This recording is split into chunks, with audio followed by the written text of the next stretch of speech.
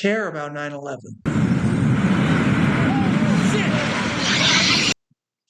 Like, I care and I was sad about it and all, but I wasn't even alive. And I've never even watched these videos everybody talks about being forced to watch with people jumping out of windows and stuff. And so as a result, I'm just not as traumatized as some of you are. I don't cling to 9/11 as hard as everybody else does because it's not that personal for me. You see, I just simply had nothing to never forget. I didn't have anything to remember. So when I saw people just losing their minds over this comedy festival happening in a desert 9,000 miles away from us, because how could you work for the 9/11 guys? I was honestly annoyed at people for complaining about some travesty that happened 20 years ago because the guy who did it had a son who wanted to throw a crazy expensive comedy festival. You see, to me, with all this context and just this context, the outrage over this felt odd and different than it normally should. Like it was even kind of hateful and biased to refuse to work for a Middle Eastern government that's done terribly bad things, even if Pete Davidson's already forgiven them. So I looked into it. And it's more than just 9/11. You see, everyone knows Saudi Arabia is a sketchy ass country, to put it very lightly. They have an incredible amount of human rights problems, from slavery to constantly executing your own people to torture over Twitter posts. These guys are almost Olympic gold medal level oppressors to their people, and even honestly, other people who visit their country. Which brings us to the real reason people are so angry at these sellout comics. They constantly preach that free speech is what their job is about, and that they are the fighters for the voice of the people to stay free. And I guess that those people just have to be from your country for you to fight for them.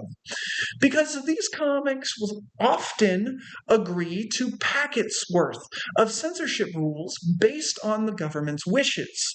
Which I want to add, this isn't the problem right now. While this is wildly hypocritical, this isn't really uncommon. This happens all the time when performers travel to countries like China, Malaysia, or the UK, just anywhere with an oppressive government hell bent on keeping people silent will make you fill out some kind of form or packet like this.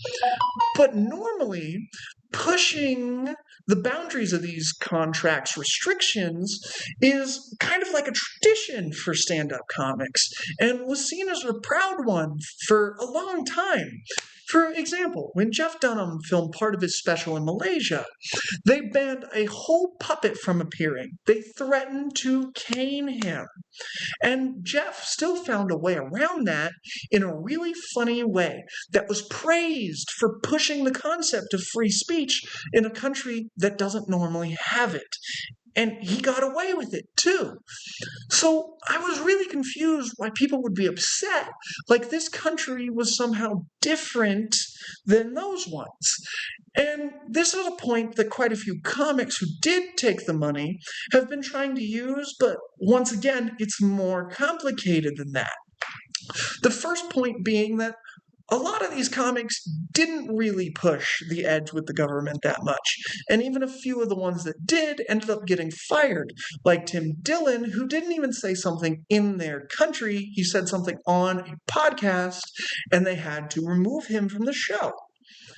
But the common perception is that these comics are being used as a distraction from the ramp up in the oppression and executions department of the Saudi government. It's not just to whitewash their old crimes, it's to whitewash their current crimes.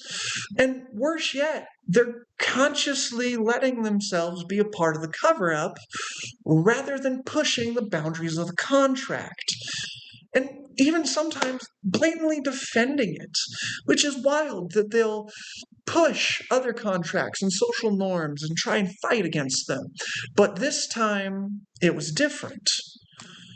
You see, comedian, oh my God, that's a, I hope I get this right. Gianmarco Soresi. I have no, but comedian Gianmarco Soresi put this best in my opinion. His quote is that these comedians are allowing their image and their reputation, and frankly, the brand of American stand-up comedy, to be exploited for propaganda, and it's embarrassing to go on stage and tell jokes that if some of the audience members tweeted from their own personal accounts would lead to them being executed.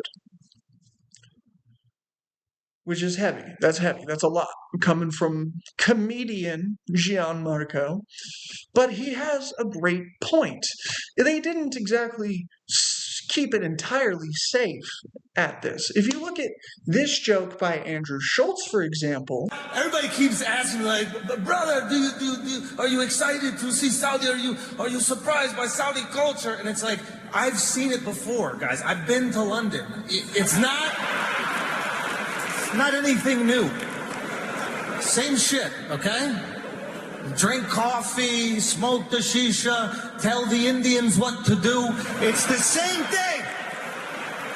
Sadiq, more calls on the shisha. Sadiq, more calls on the shisha. Shukran, Sadiq. That would have had an average person hung by their heels, which somehow isn't a joke or an exaggeration. And Soresi isn't the only one to speak up either. Shane Gillis and Mark Maron especially are outspoken voices condemning their fellow comics for taking the blood money.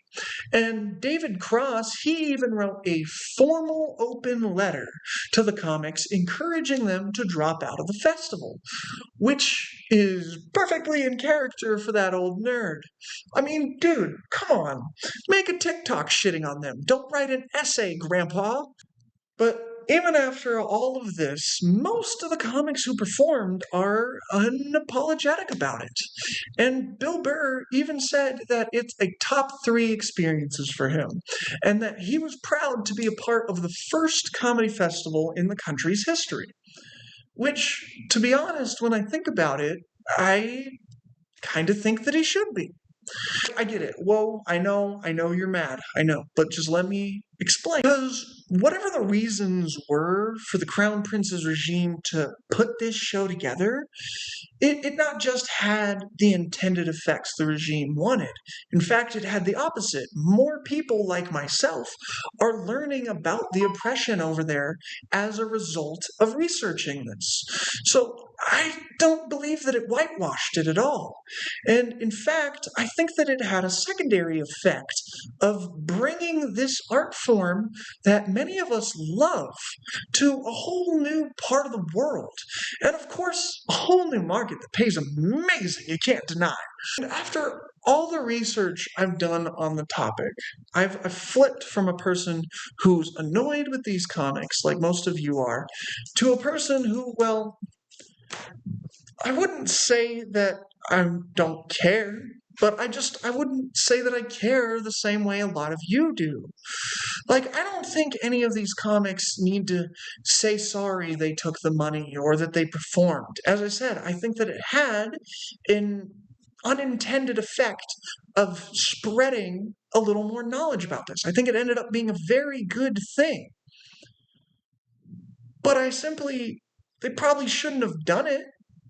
But that was their reputation on the line, and that was their sense of morals being tested. So I can't really judge or condemn these people because I'm not mad. I'm not even really disappointed in them. I really believe that they had a good intent to take this form of entertainment to a region it's famously not encouraged or nurtured.